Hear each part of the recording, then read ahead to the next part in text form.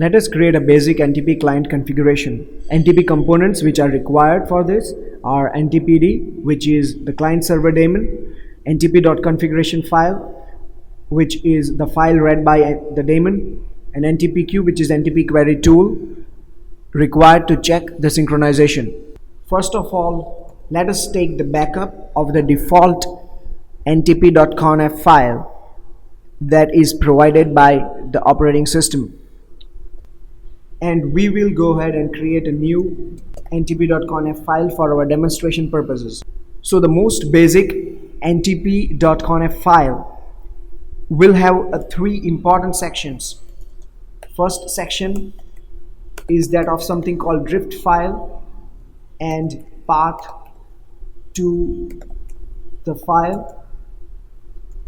The second section lists the IP addresses of the server, the NTP time server we wish to synchronize our computer to, and the last section lists access restrictions, which are not always required, but it is good to have some sort of access restrictions so that other computers may not go ahead and query your client, your computer, and find out some operating system or other critical information related to the NTP configuration. So the first section for the drift file.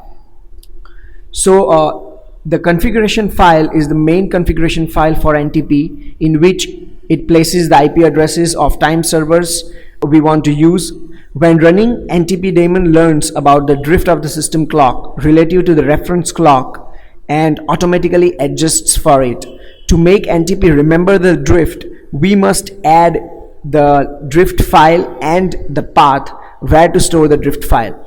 So I will go ahead and use the option and then the path where I want to store the drift file, where lib ntp dot drift is the drift file. For my operating system, this is the default path. You need to consult your operating system man pages for its default location.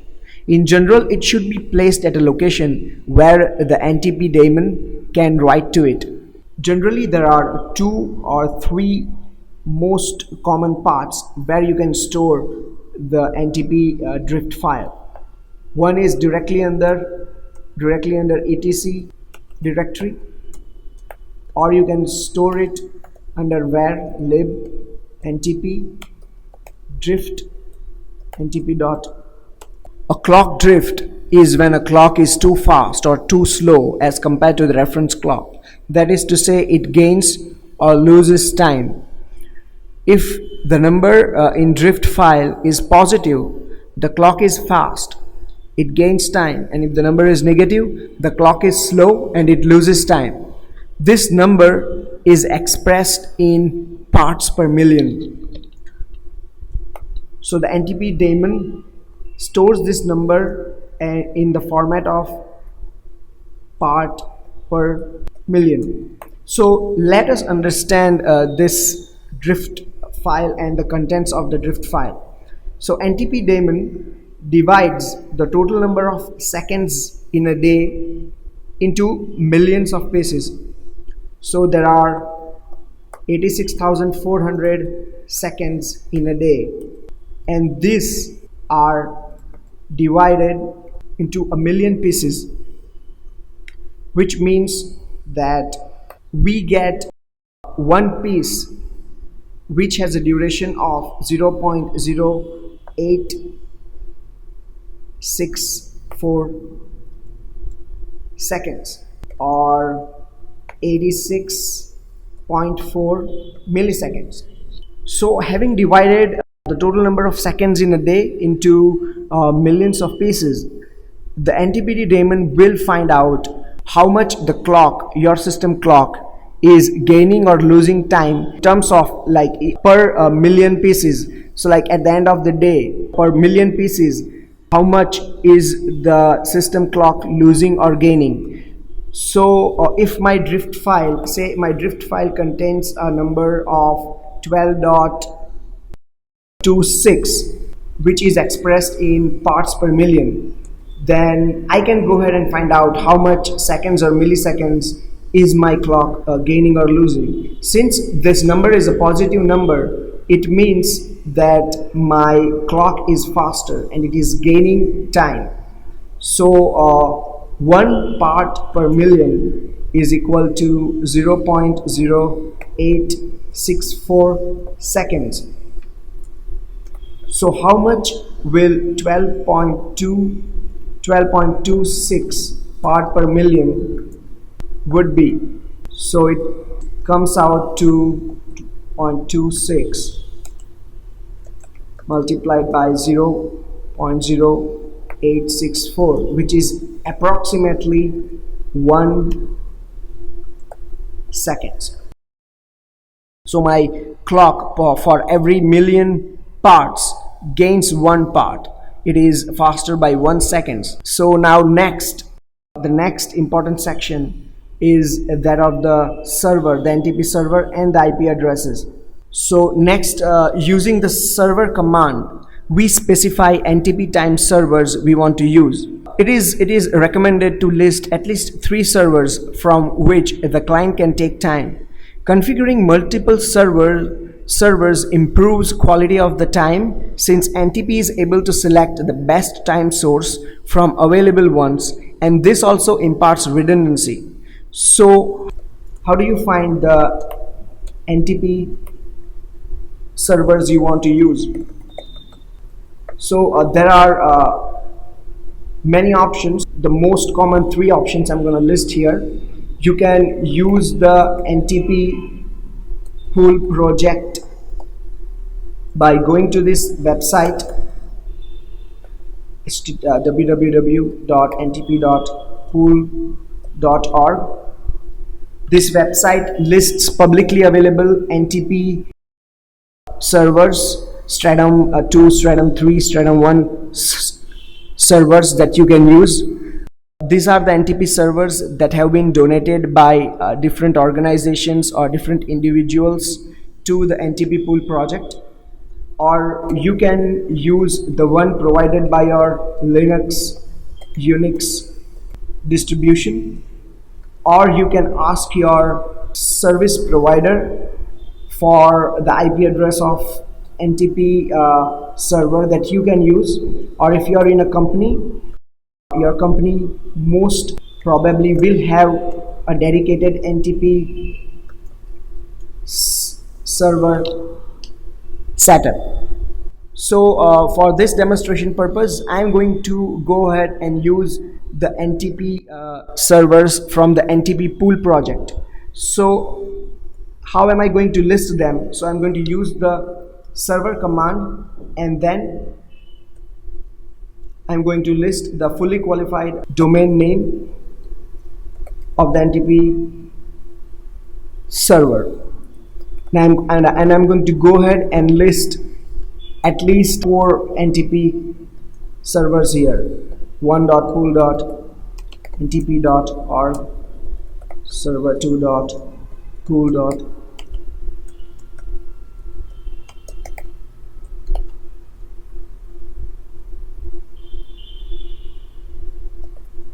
You can also list NTP servers from the NTP pool project according to your continent. So as I am in Asia, I'm gonna also use a pool NTP server from the pool project, which is situated in Asia. And let us also use the one from the Europe. Now once the NTP daemon reads this server command, it will actually go and find out the IP address of this NTP time servers, and then it will poll those servers for time. Now the default polling interval, the minimum default polling interval is 64 seconds and the maximum default polling interval is 1024 seconds. So it will take, each poll will take at least 1 minute and maximum 17 minutes for the client to get time from the NTP server. Now there is a way for us to speed up this process.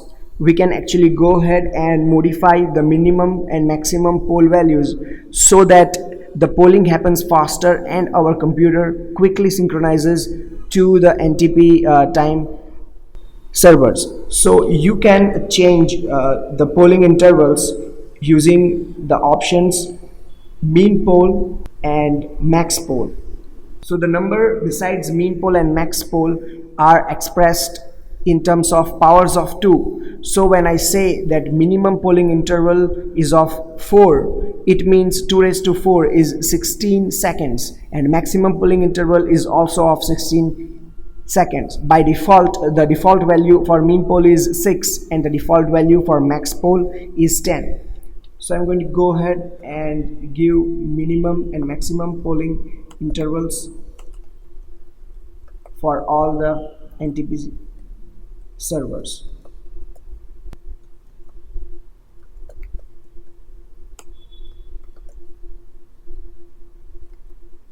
Further, what to do if internet is temporarily unavailable? In that case, our system cannot synchronize with any of these NTP servers. So in that case, if internet is temporarily not available, we can go ahead and tell NTP daemon to use our local clock for time synchronization. So a local clock is not a reference clock, but it just refers to the system time on the machine, and ideally it should not be used as it is not a reliable time source, but it could be used only as a fallback mechanism, or if you have an isolated network where no external source of time synchronization is available. For local clock also, I'm going to use the server command, and with the server command I need to use a pseudo IP address of 127.127.1.0, which represents the local clock or the system clock.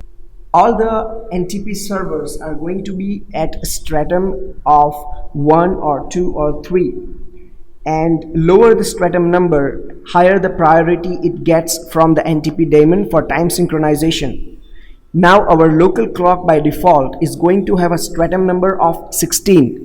A stratum number of 16 represents an undisciplined clock. So an NTP daemon would never synchronize to a clock which it does not consider as reliable. So we need to mislead the NTP daemon into believing that this local clock is actually having a higher stratum number and not the default 16. So we will do this by using the fudge command. We will use the fudge command and give the pseudo IP address of the local clock and the stratum number of say 10. So now in case when internet connection is not available and all the NTP servers are not reachable, the NTP daemon will go ahead and take time from the system clock since it is at a stratum of 10. So this above command tells to use local clock as reference, and the fudge command assigns a stratum of 10 to it. By default, a local clock will have a stratum higher than 15 and wouldn't be used as a time source.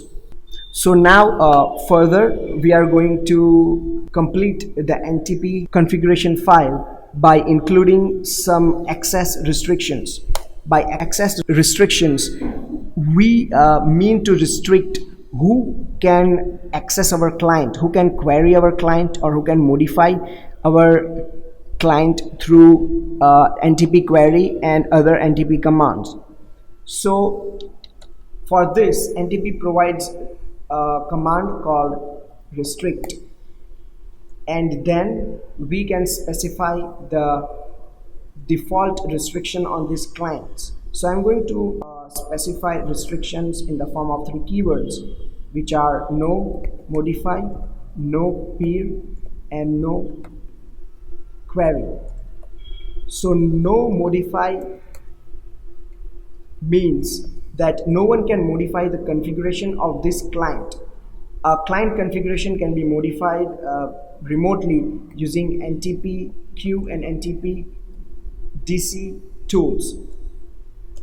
By no peer keyword, I mean that this is a client and not a server.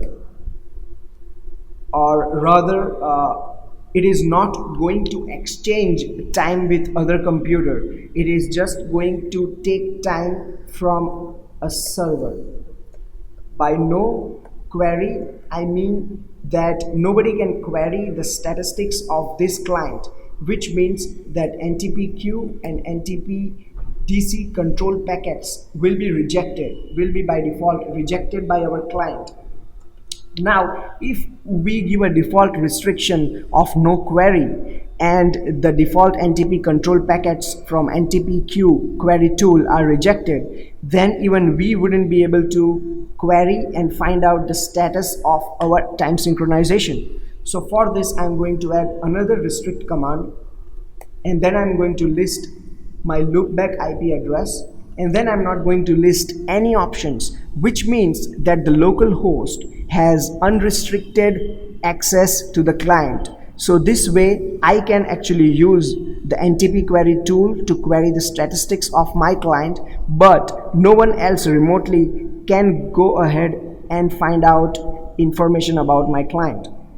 So this is the most basic NTP file, NTP configuration file that you can create for your setup of a client.